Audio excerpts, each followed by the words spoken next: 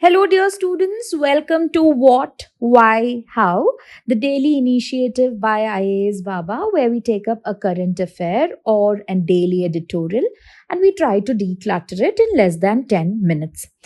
The topic that I have chosen for today is regarding the Tamil Nadu governor. Now, for the third consecutive year, the Tamil Nadu governor has been in news for certain controversies that have been happening regarding his initial address to the state legislature. Now, what exactly is this issue? What are the past issues? Is it in the powers of the governor to be part of such issues? All of this thing is what we're going to discuss in the next 10 minutes. So, to give you a little bit of context, now every year before the parliament or before the state legislature, now in the case of the parliament, it is the president.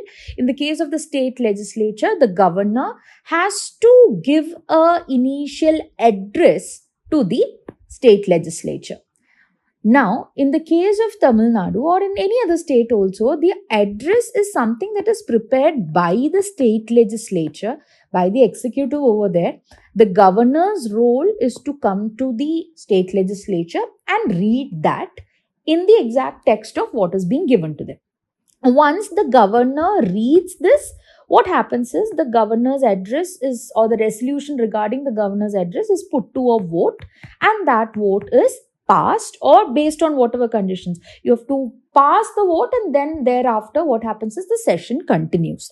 Okay. Now, recently what happened is the Tamil Nadu governor left the state assembly without reading the address. He was given the address, he was given prior information about what was going to happen, but he did not read it. He left the state legislature without reading it. He claimed that he left the state legislature because the national anthem and the Constitution of India had been insulted. Now, to put his viewpoint over here, he said that ideally his and the national anthem was not played prior to the delivery of his speech.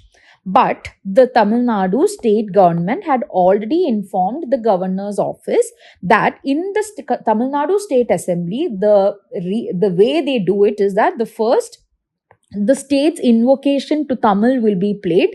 After that, the governor's address would be done. And after the governor's address, the national anthem would be played. This was already informed to the governor's office, and despite knowing this, the governor has made a political controversy out of this issue. Not only this, in the same address, the governor's address of last year, the same Tamil Nadu governor, what had happened is he took up the address, but he deliberately did not read certain parts that were written in the address. That means he edited it by himself, or he even omitted certain parts that were written as part of the address. That means whatever was given by the state government was not fully read by the Tamil Nadu governor. Now, it is in this context that you have to know what is the Constitution saying about these things.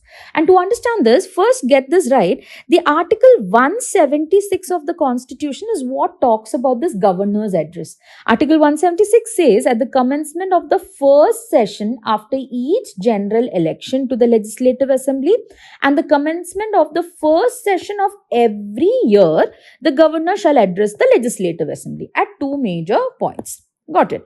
The Constitution gives no discretion to the governors in the matter of convening the session or the assembly. So, it is not in the discretion of the governor to convene the session. It is not in the discretion of the governor to even edit or take a choice and not read the address. None of these things are in the governor's discretion.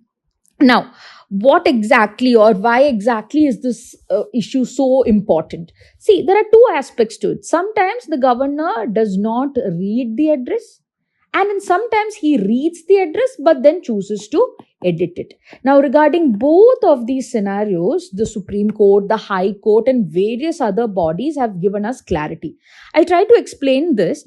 See, one of the first things that was mentioned is if the governor does not read the address, just like it happened in Tamil Nadu right now, in that case, you cannot call it as an illegal act. Got it. Why? Because as I mentioned to you, 176 says that the governor should address.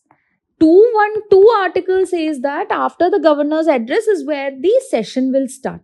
But now, if the governor has deliberately not read the address, you cannot say that, okay, the session will not start because the governor has not read the address, because the governor was under the constitutional duty to read the address.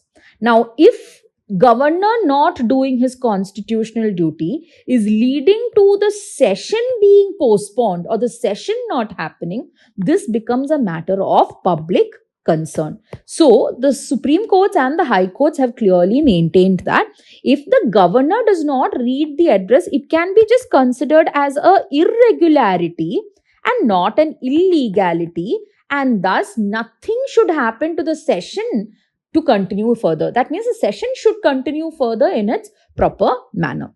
Now, this is the case if the governor does not read the address.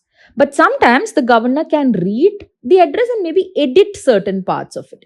Now, that will lead to a bigger constitutional crisis, because I told you the address of the governor is not prepared by himself, it's prepared by the state government.